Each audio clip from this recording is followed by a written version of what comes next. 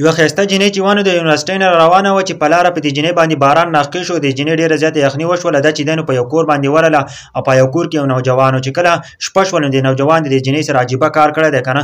ویډیو راسره لږه مکمل وګورئ، ډېره ښکلې واقعه ده زموږ دپاره پکې هم ډېر زیات ښکلی عبرت دی. ټول به دا ویډیو مکمل ګورئ. ملګرو داسې وه که نه چې یوه ښایسته جینۍ چې دی نو د یونیورسټۍ نه روانه وه چې په لاره کې په هغه باندې باران ناقې شو، ګلۍ پرې راقې شوه. دا جینۍ هم ډېره زیاته یخني شوې وه. دا لاړه په یو کور باندې ورغله چې کله هغه کور ته چې دی نو وټکاوه نو د هغه نه یو نوجوان راووتو او دې جینۍ دې نوجوان ته ویل که نه چې ماله د شپې ځګۍ راکړه، زما ډېره زیاته یخني شوې ده او بل زما نه لاره هم غلطه شوې ده. نو دغه نوجوان چې دی نو د جینۍ دننه بوتلله او کمرې ته او دې ته یې ویل چې په دې کمره کې سمله بیا وله هیټر هم راوړل ځکه چې د ژمي موسم و او ډېره زیاته یخني شوله جینۍ، ډېره زیاته ګلۍ او باران پې ورېدلی و.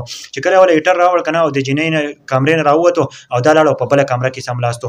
بل دا چې شیطان چې دی نو غلبه پې شو او شیطان ورته دا وسوسه ور واچوله چې ته لاړ شه که نه دا جینۍ ښایسته جینۍ ده او دې نه خپل حوص پوره کړه، خپل خواهش دې پوره کړه، تا له چانس دی. موږ چې نه سبا وایي که نه چانس دی وایي، نو داسې ویل چې تا له چانس دی ته لاړ شه د جینۍ نه خپل خواهش پوره کړه. نو دې هلک چې دی نو شیطان دوکه کو، دا لاړ که نه هغه جینۍ کمرې ته. چې کله دا جینۍ کمرې ته لاړ که نه نو دې هلک چې دی نو هیټر راواخیستلو او د دې کمرې نه بهر ته راووتو او بهر کېناستلو. چې کله سهار شو که نه ملګرو نو دا جینۍ چې ده نو چې کله دا راویښه شوه ویلې چې زه خو په بل کور کې یم. نو دا چې کله دروازې له راغله که نه نو دغه هلک چې دی نو د هیټر یې خواته پروت و، دغه هلک بېهوشه شوی و. نو دا جینۍ چې ده نو واپس وتښتېدله، واپس سملاستله. خو دې جینۍ دا سوچ وکړو که نه چې دا کس به اوس په ما باندې راواوړي او سیده چې ده نو کور ته وتښتېدله جینۍ. چې کله کور ته لاړه که نه د خپل پلار ته یې وویل که نه چې داسې ما باندې شپه راغلې وه او ما داسې شپه کړې وه او پته نه چې دې هلک به زما سره څه کړي. او دا پلار ته خپله دا ټوله قصه وکړله. چې کله پلار ته پته ولګېده نو پلار چې دی نو دې هلک کاتو چې دا هلک څوک دی او زه د دې نه تپوس وکړم چې زما د دې لور سره د هلک څه کړي دي. نو هغه چې دی نو لاړ او په دې کلي کې ګوري د هغه هلک چې دی نو معلومات یې وکړو. چې کله د کور پته ولګېدله که نه یو کس ورته ویل که نه چې بېګا چې دی نو د شپې هغه چې دی نو بېهوشه شوی و، هغه چې دی نو اوس په هسپتال کې پروت دی. نو دا کس پسې لاړ که نه او هسپتال ته او په هسپتال کې چې دی نو هغه چې دی نو پروت و په هغه ټیم کې غولوش راغلی و.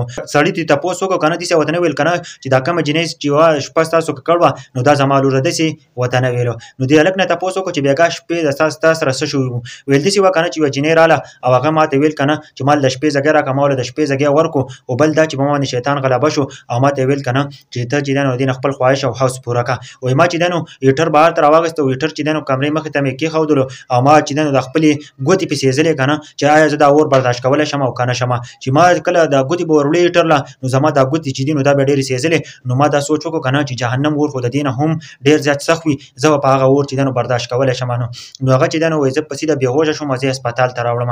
نو د جینۍ دا پلار چې کومه دی په دغه ټیم کې اعلان وکړو که نه چې زما دا لور چې دی نو زه دا دې له ورکوم، دغه هلک له چې دی نو زه دا خپله لور چې دی نو ورکوم. ځکه چې هغه هلک غټه قرباني کړې وه، دا خپلې ګوتې سېزلې دې دپاره که نه چې زه بله ورځ د جهنم اور چې دی نو دا زه څکلی شم او که نه شم، زه برداشت کولی شم او که نه شم، زه دنیا دا اور نشم برداشت کولی، ماله دومره تکلیف راکوي. نو زه به هغه اور څه برداشت کړم. ملګرو په دې ویډیو کې زموږ دپاره ښکلی عبرت دی. اوس به وایي چې زموږ دپاره څه عبرت دی. نن سبا خو چې دی نو موږ عام ګناهونه کوو، موږ ورته وایو چانس ته پراته یو که نه چې چېرته یو جینۍ راته چېرته هسې ووایي نو موږ وایو چانس ته پراته یو. او بله خبره دا کوو که نه که د ګناه کار وکړو موږ پرې فخر کوو، موږ وایو موږ د ګناه کار کړی دی. هغه ربالعزت چې دی نو خفه کېږي، وایي ته چې دی نو ګناه نه ځان ساته، رب به هغه څیز تاله الټه درکوي که نه. دې جینۍ وله چې ده نو الله پاک ورکړه، ښایسته جینۍ وله ورکړه الله پاک که نه. دې چې دی نو ځان وساتو نو الله پاک وله حقه جینۍ ورکړله. دا ویډیو د ټولو پښتنو سره شیر کړئ، زموږ دپاره پکې ډېر ښکلی عبرت و.